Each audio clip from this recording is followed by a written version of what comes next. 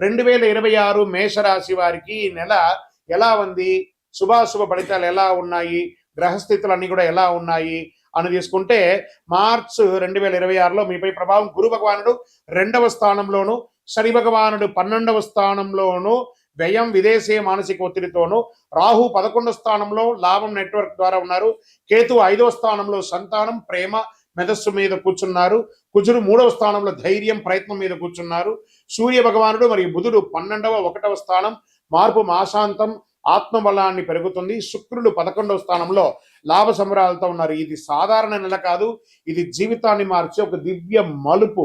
మీరు భయపడితే నష్టం, ధైర్యంగా ముందుకు నడిస్తే జయం. మేషరాశి వారికి ఫస్ట్ ఉద్యోగస్తులకు చూసుకుందాం. ఇది ప్రైవేట్ ఉద్యోగస్తులు లేదా గవర్నమెంట్ ఉద్యోగస్తులు రెండింటినీ కూడా దృష్టిలో పెట్టుకుంటే పెండింగ్ ఫైల్స్ క్లియర్ అవుతాయి. ఫస్ట్ ట్రాన్స్ఫర్స్ కి అవకాశాలు ఉన్నాయి. సీనియర్లతో మాట్లాడేటప్పుడు చాలా జాగ్రత్తగా ఉండాలి, కోపంగా స్పందించకండి. మీకు వచ్చే ఒక ఇదేమంటే ఆ కోపం ముక్కు మీద ఉంటుంది కాబట్టి గవర్నమెంట్. ఇప్పుడు ప్రైవేట్ ఉద్యోగాలకు వచ్చేప్పటికి కొత్త ఆఫర్స్ వచ్చే అవకాశాలు ఉన్నాయి.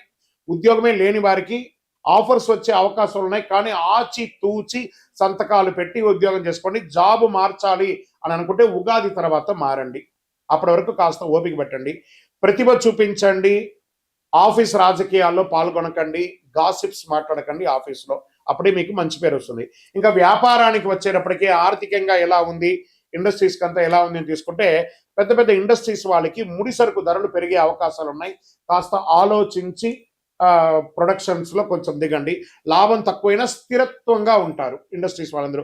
ఇంకా రియల్ ఎస్టేట్ వరకు డీల్ ఆలస్యం అవుతుంది, కానీ చివరికి లాభం వస్తుంది. గొప్ప లాభాలు లేకపోయినా ఒక రకంగా నిలదొక్కునే ఒక లాభంతో ఉంటారు రియల్ ఎస్టేట్ వారు.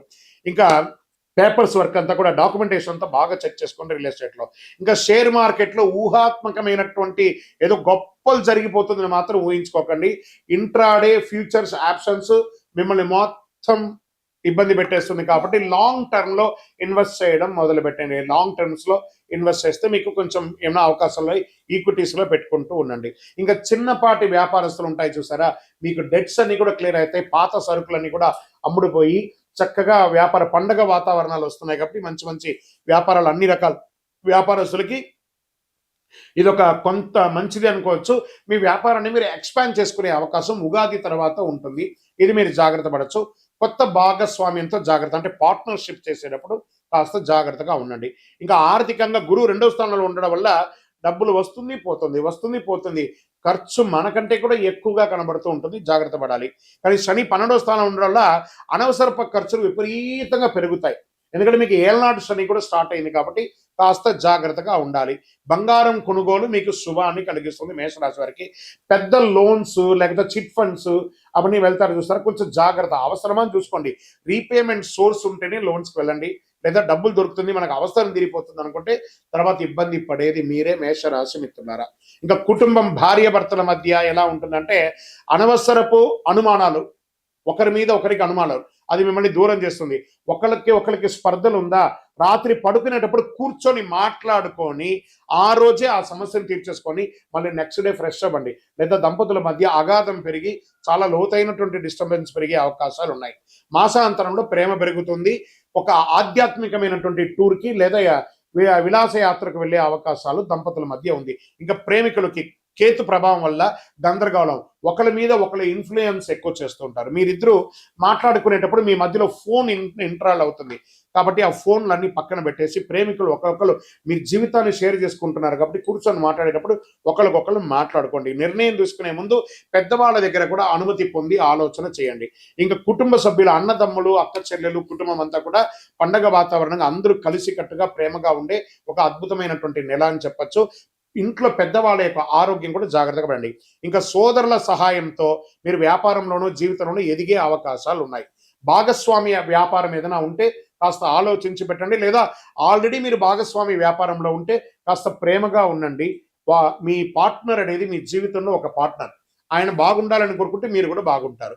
ఇంకా కోర్టు వ్యవహారాలకు వచ్చేటప్పటికీ కేసులు వాయిదా పడే అవకాశాలు ఉన్నాయి, కొంతమందికి కఠినంగా కూడా ఉండే అవకాశాలు ఉన్నాయి. మాస ద్వితీయంలో కొంత బాగుంటుంది. ఇంకా వ్యవసాయదారులకి నీటి సమస్య ఉండే అవకాశాలు ఉన్నాయి. మార్చి 20 తర్వాత పరిష్కారం ఉంటుంది. వంట ధరలు మోస్తారుగా ఉంటుంది చెప్పచ్చు. పంట ధరలు, పశువులకి ఆరోగ్య సమస్యలు వచ్చే అవకాశాలు ఉంటే కాస్త జాగ్రత్త పడండి. ఇంకా విద్యార్థులకి పోటీ పరీక్షలు రాసే వారికి కఠిన శ్రమ ఉంటుంది. ఎందుకంటే ఇప్పుడు ఈ పరీక్షా సమయం మార్చ్, ఏప్రిల్, మే అంతా కూడా పరీక్షా సమయం కాబట్టి జాగ్రత్తగా ఉండాలి. విద్యార్థులు చాలా చక్కగా చదవాలి. మీరు ఏదో ఎగ్జామ్ వచ్చినప్పుడు ముందు రోజు చదవడం కాదు, ఒక బట్టి పట్టని పుస్తకాన్ని ఫస్ట్, తర్వాత ఎగ్జామ్ వచ్చేటప్పుడు చాలా ఈజీగా ఉంటుంది. ఇప్పుడు సమయం ఆసన్నమైంది. విద్యార్థులారా, మీ జీవితాన్ని మార్చే ఒక సమయం ఈ మార్చి నెల కాబట్టి బాగా చదవాలి, బాగా ఎదగాలి. ఇంకా ఆరోగ్యపరంగా కాస్త తలనొప్పి వచ్చే అవకాశాలు ఉన్నాయి. కంటికి రెప్పల దగ్గర నొప్పి వచ్చే అవకాశాలు బాగా కనబడుతున్నాయి. బీపీ, షుగర్ లాంటిది, కాస్త రక్తపోటు వచ్చే అవకాశాలు ఉన్నాయి. నిద్రలేనితనం దేనికి చెప్పండి? మీ చేతిలో ఉన్న యొక్క చండాలపు ఫోన్ని తీసి పక్కన పడేయండి. అప్పుడే మీరు హ్యాపీగా నిద్రపోతారు. బెడ్రూమ్లోకి వెళ్తున్నారంటే ఫోన్ హాల్లో పడేయాలి. ఆ ఫోన్ మీ బెడ్రూమ్లోకి వచ్చిందంటే మీ నిద్రపోతుంది, మీ ఆరోగ్యం డిస్టర్బ్ అవుతుంది, హాస్పిటల్కి వెళ్ళాల్సి వస్తుంది. కాబట్టి ఫోనే మీకు శత్రువు ఎవరైనా ఉన్నారంటే ఫోన్, దాన్ని పక్కన పడేయండి. మంగళవారం ఉపవాసం ఉండండి, చాలా మంచిది మీకు. ఎందుకంటే మీకు అన్ని రకాలైనటువంటి లోపల ఉన్నటువంటి హార్మోన్స్ అంతా కూడా క్లియర్ అవుతుంది. ఒక్కసారి మంగళవారాల్లో ఉపవాసం ఉండండి. ఆహారాన్ని తగ్గించండి. సూర్య నమస్కారాలు చేయండి. చక్కగా సూర్యుడి ముందర నమస్కారాలు చేయండి. 12 స్ట్రెచెస్ ఉంటాయి కదా, దాన్ని చేయండి. మీరు చేయవలసినటువంటి పరిహారం ఏమంటే, ప్రతి మంగళవారం ఓం అంగారకాయ నమః అని 108 సార్లు జపం చేయండి.